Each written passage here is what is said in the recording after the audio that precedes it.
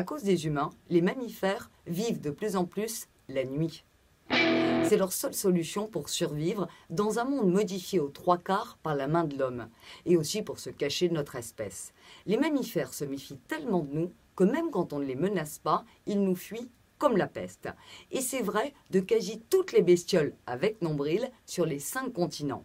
C'est le résultat de la grande synthèse faite par la fac américaine de Berkeley sur un quart de siècle. C'est le cas par exemple des coyotes californiens qui sont passés en mode vie et travail de nuit. C'est aussi le cas du tigre de Tanzanie et aussi des sangliers polonais. Mais alors, quid des conséquences?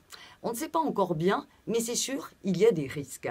D'abord parce que ces mammifères ne sont pas des noctambules confirmés, comme les éléphants du Kenya, qui sont passés dans l'obscurité alors qu'ils sont totalement miraux la nuit. D'où la galère pour se nourrir et aussi plus de stress avec des agresseurs qui sont invisibles sans lumière. S'activer en nocturne rend aussi les animaux plus mous, ce qui pèse sur leur santé et donc sur les naissances et bien sûr sur leur survie. Et puis ça met un beau bazar dans les équilibres entre chasseurs et chassés. Cela dit, il y a quand même un avantage à se partager la journée, que humains et mammifères cohabitent mieux, comme au Népal, où tigres et paysans occupent les mêmes endroits, mais pas au même moment. D'où aussi des possibilités de solutions pour sauvegarder les bestioles avec la création d'espaces qui leur seraient réservés, donc 100% sans humains.